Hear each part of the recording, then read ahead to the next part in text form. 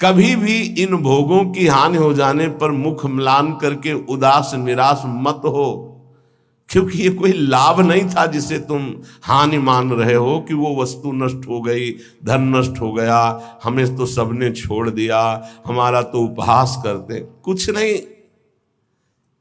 ये लाभ ही नहीं था। यदि नाम जप कर रहे हो तो भगवान तुम्हारे हैं, तो तुम्हें शोक कैसे आ सकता है?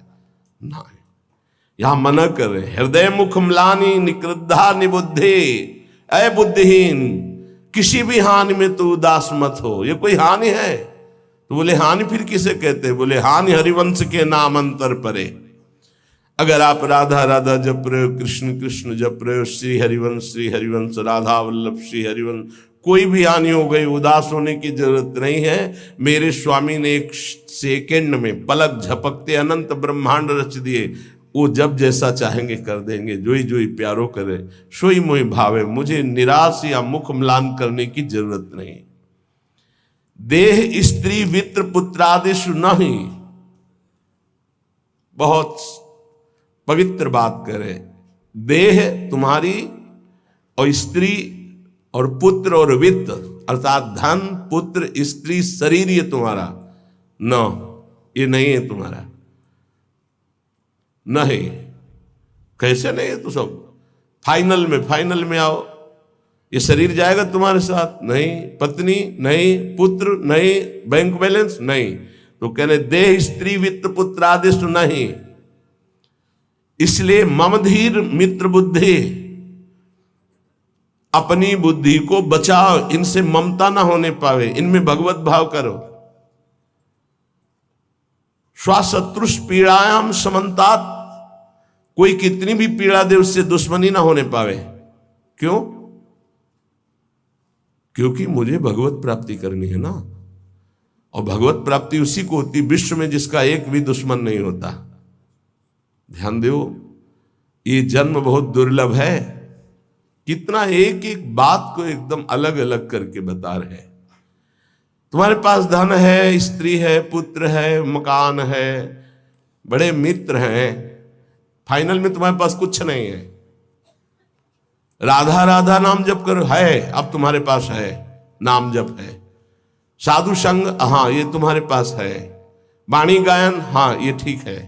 दूसरों की परोपकार भरी सेवा, हाँ है तुम्हारे पास संपत्ति है, ये जाएगी आपके साथ। मम धी माने बुद्धि, मम माने मेरा। इनको कभी मेरे भाव से स्वीकार मत करो कि मेरी पत्नी, मेरा पुत्र, मेरा धन, मेरा मकान। तुम्हारा शरीर भी तुम्हारा नहीं है, ये छूट जाएंगे यही। तो क्या भाव करें इनसे? भगवत भाव। इनमें जो पावर है वो सब में भगवान बैठे हैं, ऐसा भाव करोगे तो ये भाव तुम्हारा उद्धार कर देगा, संसार में फंसने नहीं देगा। और स्वशत्रुष पीड़ायाम समन्तात, शत्रु भाव रखकर कोई हमसे कितनी भी हमें पीड़ा दे, हमको उससे शत्रु भाव नहीं होने देना, क्योंकि मुझे भगवत प्राप्ति करनी है। अगर एक से भी शत्रु भाव हो गया तो भगवत प्राप्ति में बाधा पड़ जाएगी, ये पक्की बात समझो। अगर कोई तुमसे दुश्मनी करता है, यद्यपि बहुत कठिन है कि वो सामने से कटु वचन बोले, हम हाथ जोड़ के निकलना पड़ेगा, क्योंकि तुम्हें महान पद में जाना है, तो हाथ जोड़ना पड़ेगा तुम्हें। फिर और बड़े बड़े पद, और ये तो परम पद है, इसमें पूरे विश्व का वोट चाहिए। हरिवंश नाम लीन जे अजात शत्रुते सदा, प्रपंच दंभ आदि दे तहां कछु न पेखे। सेवक जी महाराज कह रहे हैं, अगर भगवत प्राप्ति करनी है तो पूरे विश्व में कोई भी एक शत्रु नहीं, शत्रु पैदा ही नहीं हुआ। अजात शत्रु भक्त होता है, उसका शत्रु ही नहीं, तो क्या उसकी दुश्मनी या कोई उससे द्वेष नहीं करता, कोई उसको गाली नहीं देता, कोई अपमान नहीं करता? नहीं होता, रोज होता है। पर उनमें भगवत भाव किया जाता है, मेरे प्रभु क्यों वो तो ऐसी बात कर रहा है, ऐसी चेष्टा कर रहा है, ऐसे ऐसे नहीं। 100 रूप में प्रभु आकर के सैकड़ों रूप में प्रणाम करके सम्मान बढ़ा रहे, तो 2-4 रूप में आकर उसका बैलेंस ठीक कर रहे हैं। बड़े कृपालु हैं। अगर आपको गुस्सा आ गया तो आपने प्रणाम का भोग स्वीकार किया है, तो फिर आपका परमार्थ रुक जाएगा। क्या बात है, कितना सुंदर भजन है, कितना इनका यश है, कितनी कीर्ति। एक तो ये हुआ, और दूसरा ये हुआ गाली गलौज अपमान ऐसी मुद्राएं जो क्रोध भरी, जो द्वेष भरी, तो ये ना जाए कि गाली गलौज करने लगे, लड़ने लगे, आपका परमार्थ रुक जाएगा। वो चाहते ही हैं माया के पार्षद कि आप थोड़ा बोलिए, आप थोड़ा लड़िए उनसे। नहीं लड़ना, क्या करना है, और हाथ जोड़ के सर झुका के निकलना है। कल कुछ प्रेमी जन आए हुए थे संत वेश, तो उन्होंने कहा कि यदि हमारे गुरु को कोई निंदा करता है तो फिर हम उसके साथ क्या व्यवहार करें। आप कहते हैं सब में भगवत भाव करो, क्या उसमें भी भगवत भाव करें? तो देखो ईमानदारी से देखो तो क्या उसमें भगवान नहीं है क्या? आप ना तो नहीं कर सकते ना। जब सर्वम खलमिदम ब्रह्म, जब वासुदेवा सर्वम, तो उसमें भी तो है। हमको क्या करना है, पहले उसमें भगवत भाव करना, अपने को सोचना है कि मेरी गुरु निष्ठा की यहाँ परीक्षा ली जा रही, मेरे गुरुदेव की अवहेलना और निंदात्मक वचन बोल करके भगवान मेरी गुरु निष्ठा की परीक्षा ले रहे हैं। जैसे पार्वती जी के पास सप्तऋषियों को भेजा था, ऐसे मेरे पास इस निंदक को भेजा है। तो निंदक को प्रणाम किया और दूरी बना लिया और अंदर से प्रसन्न रहे कि हे गुरुदेव, आपकी निष्ठा में कोई फर्क नहीं पड़ेगा, आप परीक्षा लेके देख लो।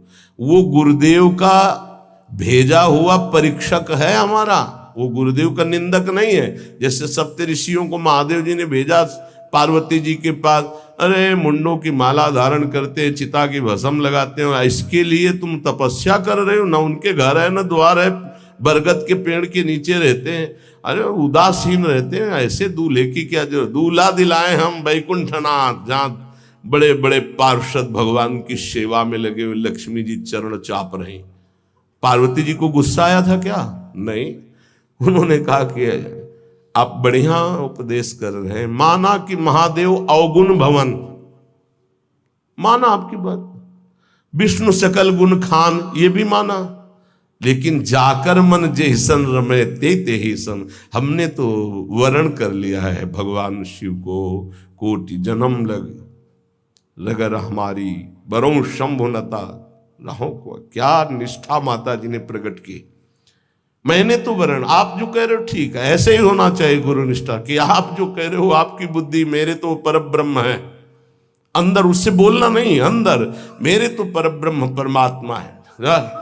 फिर हम ना उसकी बात सुनते हैं, ना उसकी तरफ देखते हैं, ना उससे द्वेष करते हैं। स्वशत्रुष पीड़ायाम समन्तात सुखमती रमितानंद वृंदावनेस्तु, मैं सर्वदा सुख मगन रहूंगा, किसी से द्वेष नहीं करूंगा, किसी से अपनापन नहीं करूंगा, और वृंदावन का आश्रय लेकर प्रिया प्रीतम के प्रेम में मगन रहूंगा। जिसे प्रेम प्राप्ति करनी है, जो श्रीपाद प्रबोधानंद जी कह रहे हैं, एक बहुत बड़े महापुरुष कह रहे हैं कि नंबर 1, ये इस बात सहने के लिए निरंतर नाम जप चाहिए। जो अभी तक आपने सुना, मोक्ष कड़ुआ लगने लगे, समस्त इंद्रियों भोग नरक के समान लगने लगे, समस्त भोगों में विष दिखाई देने लगे कि ये तो पूरे तीनों शरीरों को नष्ट करने वाला है, गंदा करने वाला है, और हृदय से हमारे कि इंद्रियों का जो विलास है ये तो नरक तुल्य है ही, लेकिन सिद्धियां भी ये माया का जाल है। नहीं चाहिए मुझे कोई सिद्धि, मुझे भगवत प्रेम चाहिए। भगवत प्रेम प्राप्त करने के लिए समस्त संसार की स्त्री शरीरों में जगदम्बा बुद्धि होना अनिवार्य है, और समस्त स्थिर और चेतन जड़ चेतन में भगवत बुद्धि होना अनिवार्य है। अपना शरीर, अपनी पत्नी, अपना पुत्र, अपना धन, अपना मकान, ये अपना नहीं है, अंतिम में छूट जाएगा, ये वैराग्य बुद्धि होना अनिवार्य है। फिर भगवत भाव का प्रादुर्भाव तभी होता है जब पूरे संसार में किसी से भी हमारी दुश्मनी ना हो। अब ये सब कैसे होगा? तो बोले नंबर 1, निरंतर जो नाम जप करता हुआ मालिक से प्रार्थना करता रहता है। मालिक कौन? अपने इष्ट से, कि हे प्रभु मुझे ऐसी सामर्थ्य दो कि कोई भी विषय मुझे परास्त न कर पावे, और पूरे संसार में मेरा किसी से भी द्वेष न हो। अद्वेष्टा सर्वभूतानाम, गीता जी भी कह रही, अद्वेष्टा सर्वभूतानाम, किसी भी भूत प्राणी के प्रति हमारा द्वेष दोष भाव ना हो। पहला, निरंतर नाम जप और प्रभु से प्रार्थना, इसमें लिखा है मालिक से प्रार्थना, अपने स्वामी श्री हरि से, इष्ट से प्रार्थना कि मुझे ऐसी सामर्थ, प्रार्थना में बहुत सामर्थ है। अरे बहुत सावधानी की जरूरत है। किसी के प्रति जरा सा भी दोष चिंतन, जो भजन जिनका एक तार चलता है, बड़ी बाधा खड़ी हो जाती है।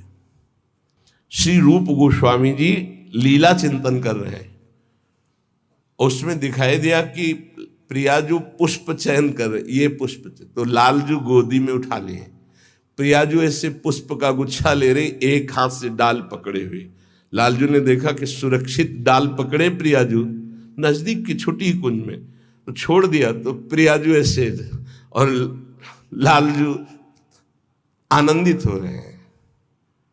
तो पूज्य श्री रूप गोस्वामी को भी हंसी आ गई कि लालजू को ऐसा विनोद सूझा। इस समय अत्यंत सुकुमार प्रियाजू डरप रही हैं। फिर लालजू ने अपनी गोद में ले लिया, फिर उनका शमन हुआ। जिस समय वो हंस रहे थे उस समय एक संत जा रहे थे जो लंगड़ा के चलते थे, ऐसे ऐसे, और वो ऐसे अर्ध निमीलित नेत्रों में ऐसे हंस रहे थे। उनको दृष्टि गई कि अरे भगवान ने मुझे लंगड़ा बनाया है तो हंस रहे हैं, हम तो समझ रहे थे बहुत बड़े महापुरुष हैं और ये हमारी हंसी कर रहे हैं, ऐसा कैसे हो सकता है। हाँ ना, हमारा प्रारब्ध भोग है ना, हमारा पैर ऐसा है इसलिए हंसी का पात्र में। बड़े अंदर से दुखी हो गए, चले गए, लीला बंद हो गई उनकी। अब आप बताओ, उन्होंने सोचा नहीं, देखा नहीं, वो तो प्रिया प्रीतम को देख रहे थे। बड़े विकल हुए जब लीला बंद हो गई, तो फिर पूज्य श्री सनातन गोस्वामी से चर्चा की, क्योंकि दोनों महापुरुष की हमारी लीला बंद हो गई, तो उनका एक ही उपाय वैष्णव अपराध बन गया। वो वैष्णव अपराध, किसी वैष्णव को अभद्र बोले या दुख पहुंचाए, ऐसा संभव ही नहीं। महाप्रभु चैतन्य देव की कृपा से ऐसा संभव ही नहीं है। कैसे से उनका है तो वैष्णव अपराध। अब ये विचार हुआ कि कैसे जाना जाए कि किससे अपराध बना, कैसे जाना जाए, जब किया ही नहीं प्रकट में तो जाना कैसे जाए।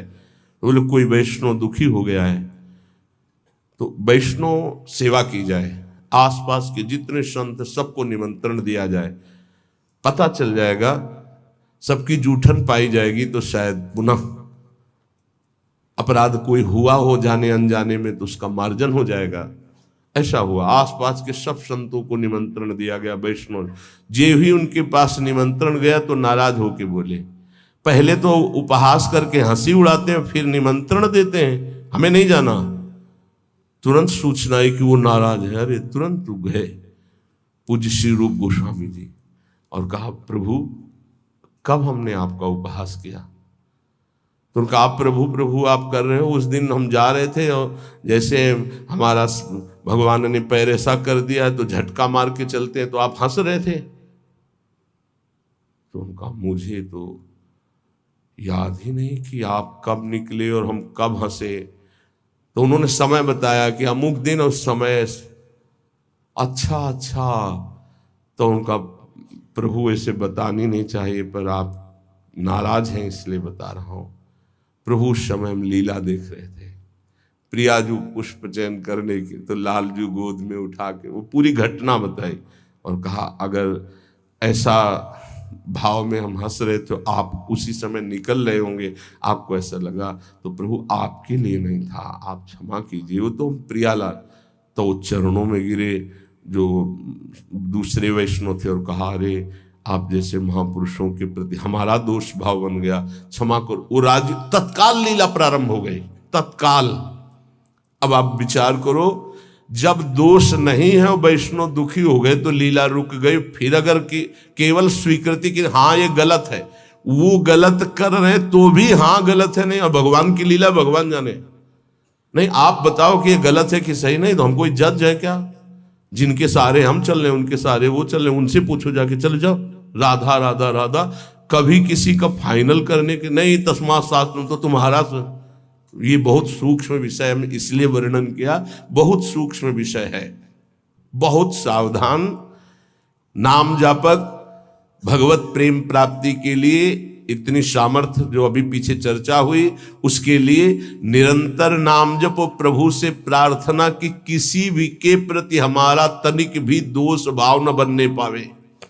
प्रभु से प्रार्थना, वही सबके हृदय में बैठे हुए, वही आपको ऐसे सामर्थ्य देंगे। क्योंकि सृष्टि में आपके प्रति प्रतिकूल व्यवहार होगा, आपका उपहास करेंगे, आप नाना प्रकार के कटु वचन बोलेंगे, आपको सह जाना है, उनके प्रति कटु वचन नहीं करना, दोष भाव नहीं करना, नहीं अपनी भगवत प्राप्ति में बाधा आ जाएगी। ये सूक्ष्म विषय सब कोई नहीं समझ पाएगा, लेकिन उपासक जो भगवत प्राप्ति करना चाहते हैं, अपना भजन बचाना चाहते हैं, वो इस बात को अच्छे से पकड़े। दूसरा, जो दिनचर्या दी गई है उसमें आलस्य ना होना, भगवत प्रेम प्राप्ति या ऊंचाई पर चढ़ने के लिए जो दिनचर्या है, हमको ये नहीं देखना है कि अमुक साधक आता है कि नहीं आता है, अमुक नहीं आता तो हम भी नहीं आते हैं, ऐसा नहीं। अमुक की त्रुटि है, उसका सुधार करना चाहे तो कर सकता है, लेकिन आप सुधरे हुए हो तो आपको अच्छे आचरणों का अनुकरण करना है। आपको ऐसे आचरण नहीं करने हैं जिनसे हमारी दिनचर्या बाधित हो जाए। एक चीज और ध्यान रखना है, इसको बहुत विस्तृत रूप से समझा इसलिए रहे कि एक दिनचर्या है जिसके पास सेवा नहीं, गुरु सेवा, और एक दिनचर्या है जो गुरुजनों की सेवा में रहते हैं। उनसे हो सकता है जो भागवतिक दिनचर्या का आदेश दिया गया है वो ना हो, तो उनको असंतुष्ट नहीं होना, क्योंकि वो गुरु सेवा में है। सारी दिनचर्या का फल जो है वो गुरु प्रसन्नता है। तो अगर वो गुरु सेवा में, जैसे हमारी श्री जी की भोग सेवा में है, अब प्रातः बाल भोग से लेकर के शयन तक कितने भोग श्री जी को लगते हैं, अब उनमें उनको हो कि हमारी दिनचर्या तो नहीं। अब जैसे जो और हैं सेवा में है बहुत से, कोई किसी सेवा में, कोई किसी सेवा में, अब उनकी दिनचर्या वो माला लेके नहीं बैठेंगे। थोड़ी थोड़ी देर में जो दिनचर्याएं हैं, जो सेवाएं हैं, तो उनको इस बात का पश्चाताप नहीं करना कि मेरी दिनचर्या नहीं चल रही। वो तुम्हारी दिनचर्या गुरु प्रसन्नता के अंतर्गत है, उसमें नहीं सोच। और ये नहीं सोचना कि अब हम सेवा कर रहे हैं तो हमारा वो भजन तो हो नहीं रहा जो दूसरे माला से कर रहे हैं, तो पता नहीं मेरी गति क्या होगी, ये नहीं सोच। गुरु सेवा का एक प्रताप है, ये भी ध्यान रखना। जैसे मान लो कोई शरीर के वस्त्र धो रहा है, कोई ऐसी सेवाएं कर रहा है, वो नाना प्रकार की सेवाएं हैं जिनमें उनको समय ही नहीं मिल रहा कि वो बैठ करके पद गायन करे, वो 11 माला 41 माला वो संख्या पूरी करे। अच्छा, सेवाओं में लगा है तो उसका मन लगा है। अब उसका मन कहाँ लगा है? ये वस्त्र गुरु जी का है, ये गुरु जी के लिए जल है, ये उसका चिंतन हो रहा। ध्यान मूलम गुरु मूर्ति, पूजा मूलम गुरु पदम, मंत्र मूलम गुरु वाक्य, मोक्ष मूलम गुरु कृपा। क्योंकि कई साधक ऐसे हैं जो फिर उनको पश्चाताप होगा कि दिनचर्या में बाधा पड़ रही हमारी, तो दिनचर्या की चर्चा हुई थी। नहीं, जिनको सेवा मिली हुई है उन। एक बार भगवान शंकराचार्य जी से कई शिष्यों ने कहा कि एक ये ब्रह्म सूत्र है, इसकी व्याख्या सुनना चाहते हैं।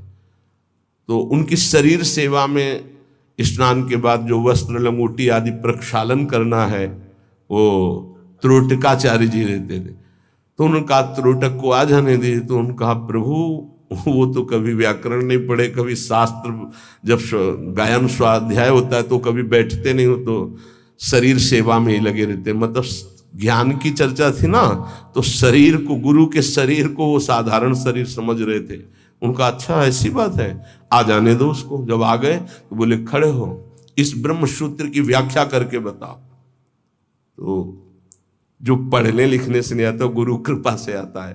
तत्काल संस्कृत का प्रादुर्भाव हुआ और वैदिक सिद्धांतों का प्रवचन, सब दंग रह गए। तो उनका गुरु की लंगोटी ढोने वाले को साधारण समझते हो क्या?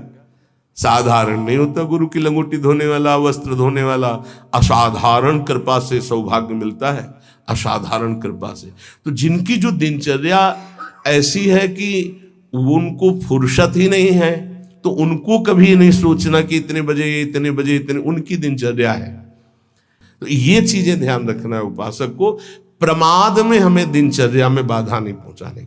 प्रमाद युक्त हमारी दिनचर्या नहीं होनी चाहिए। यदि गुरु सेवा, इष्ट सेवा में हमारी जो गुरु की अन्य साधकों के प्रति बताई हुई दिनचर्या उसमें बाधा पड़ती है तो वो बाधा नहीं मानी जाएगी आपकी।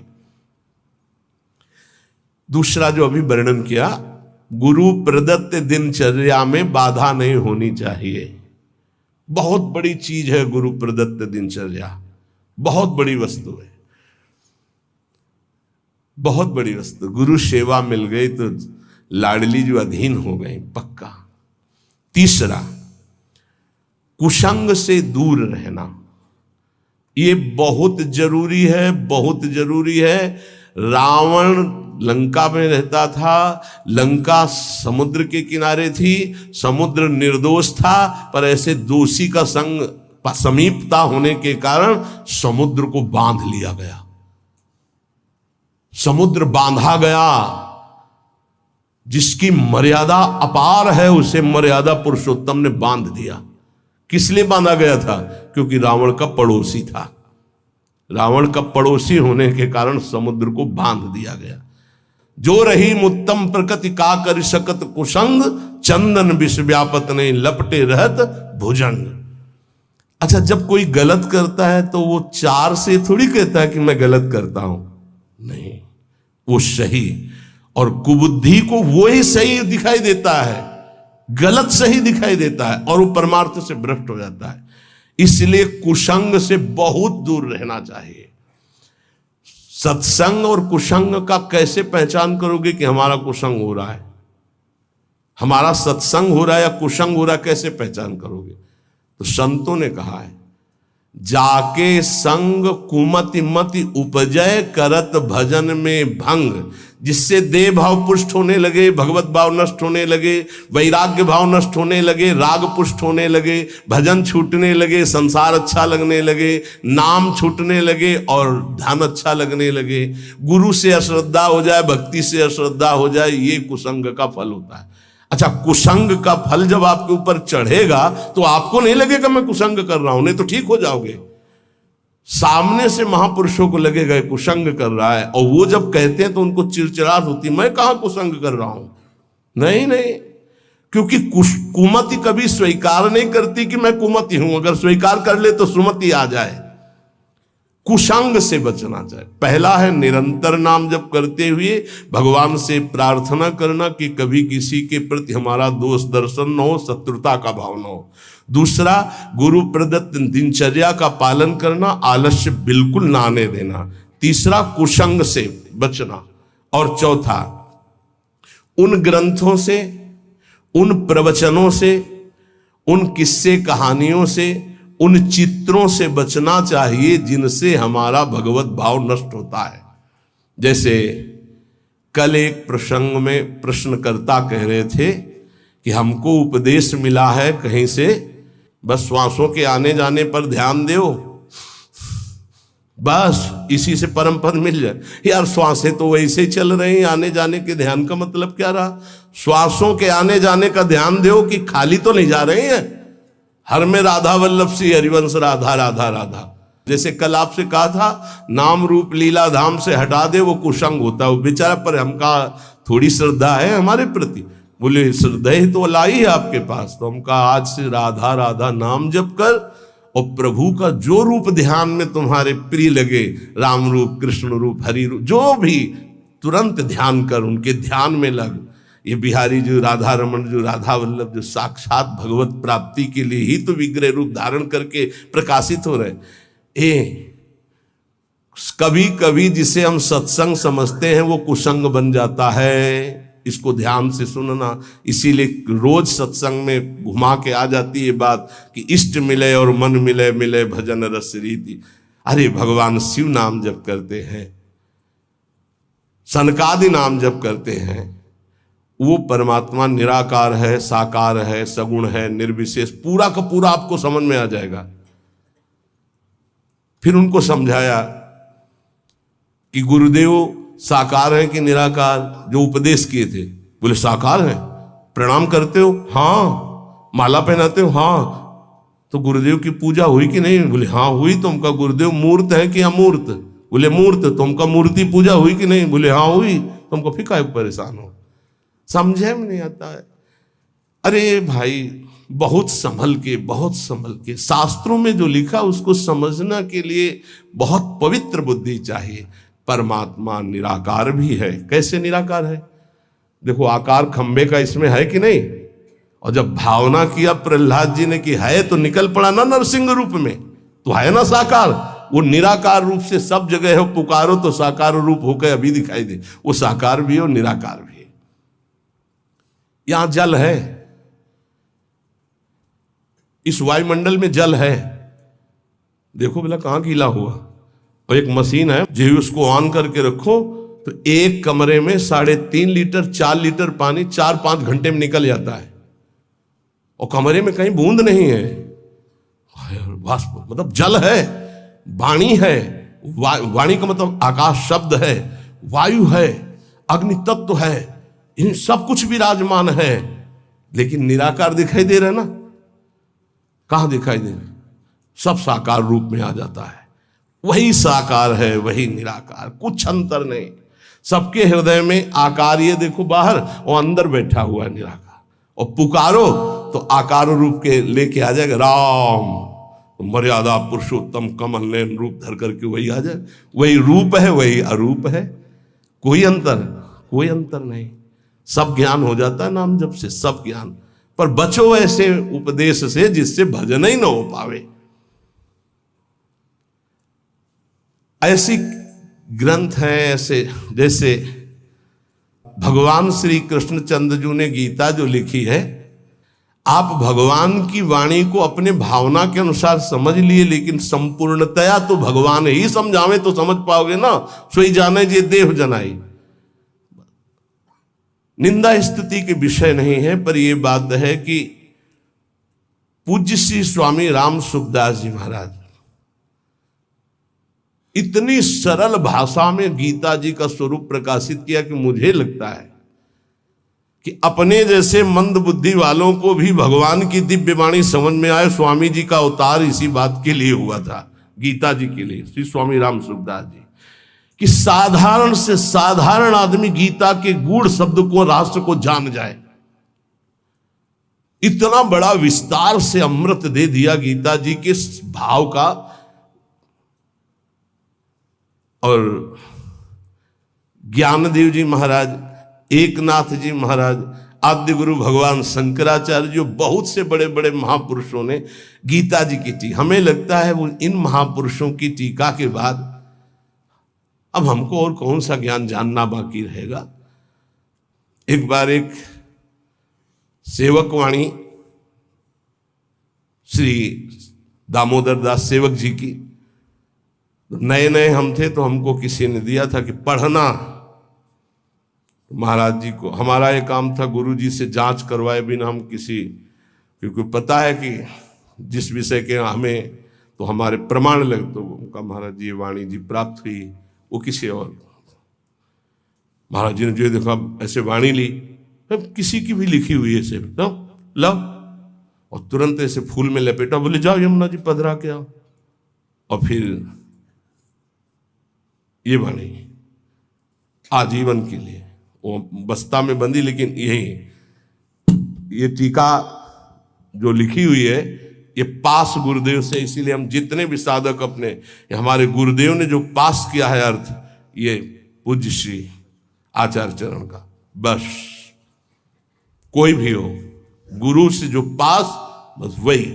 तो ये ध्यान रखना कि महापुरुषों ने जो टीका की है वो ऐसे अर्थ नहीं लिखा है। गुरुजनों की दृष्टि बहुत पैनी होती है, अपने बच्चे को कैसे बचाते हैं। ये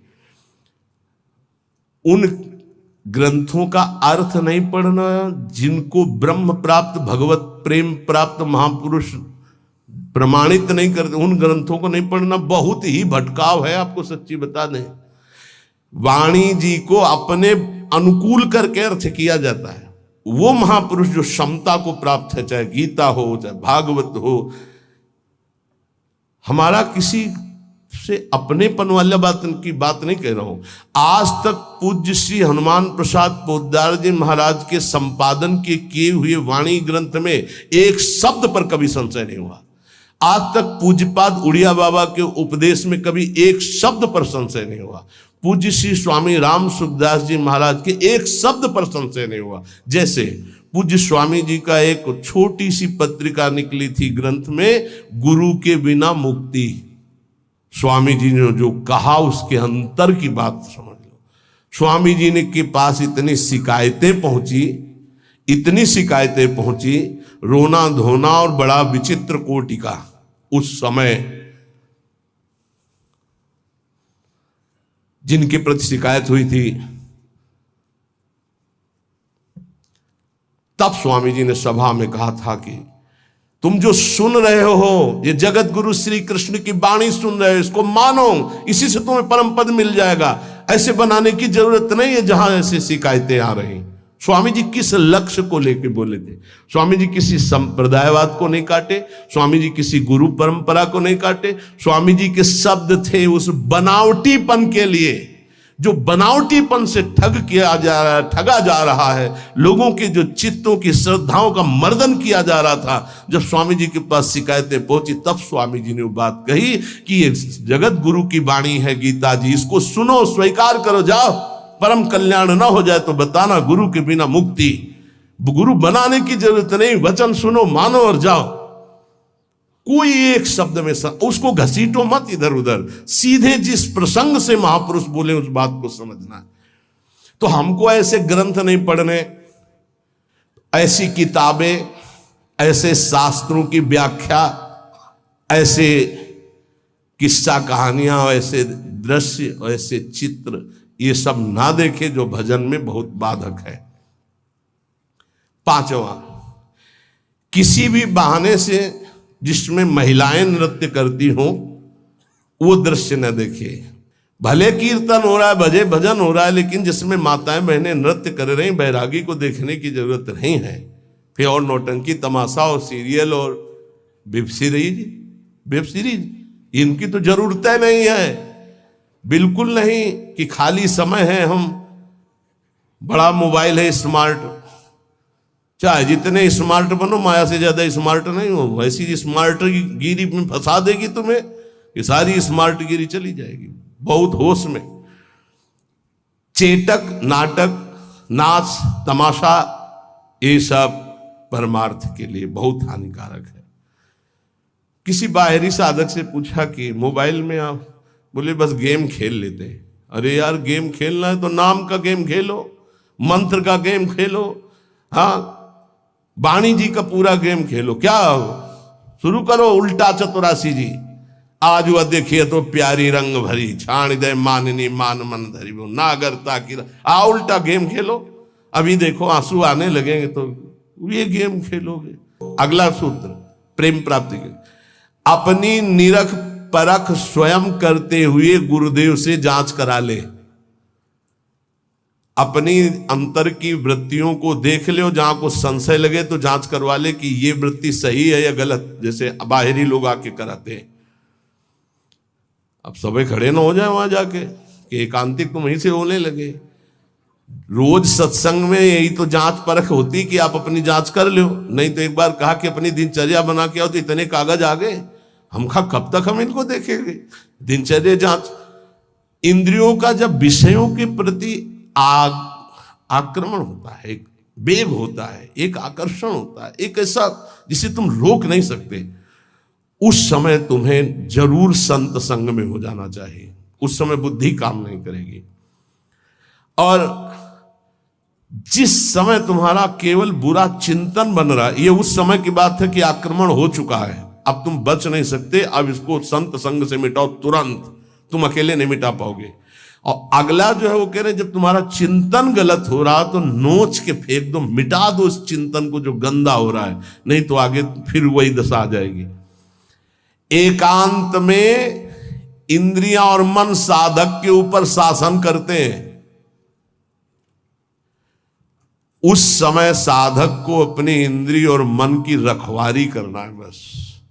इसलिए एकांत में भजन बहुत जरूरी है। 10वां, जैसे परीक्षार्थी परीक्षा की तैयारी करता है, ऐसे परमार्थी द्वंद्वों की तैयारी कर ले। मान अपमान, निंदा स्तुति, लाभ हानि, सुख दुख, ये आने वाले हैं। तुम्हें समान रहना है, तैयारी करो परीक्षा की। और ये परीक्षा जब होती तब आप समझ नहीं पाते कि आपकी परीक्षा हो रही, और समझने नहीं दिया जाएगा परीक्षा हो रही।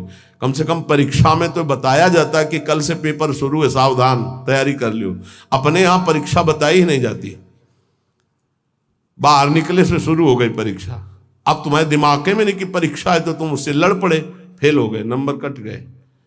बिल्कुल हर समय कभी भी कहीं भी परीक्षा हो रही। ये बहुत बड़े महापुरुष हैं, कह रहे हैं कि जैसे परीक्षार्थी को अपनी परीक्षा की तैयारी करनी होती है, ऐसे परमार्थी को अपनी परीक्षा की तैयारी करनी। क्या? स्तुति, निंदा, मान अपमान, लाभ हानि, शत्रुता, मित्र, ये द्वंद्व आएंगे।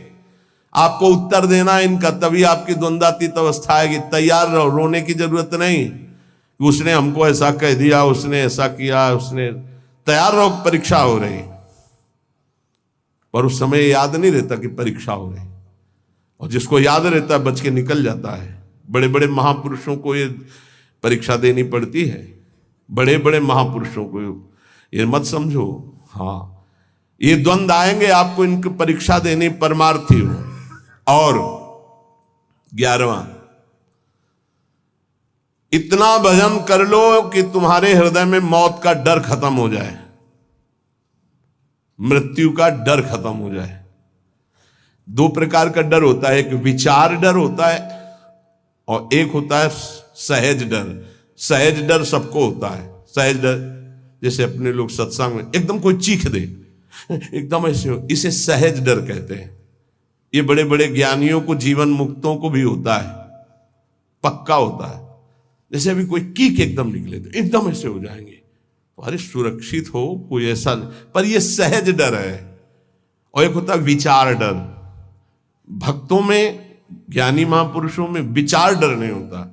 यही बात जो यहां लिखी है, एक बार स्वामी मग्नानंद सरस्वती जी सेनपुर में बट वृक्ष के नीचे कर रहे थे, तो एक विरक्त महात्मा आए थे, ज्ञानी।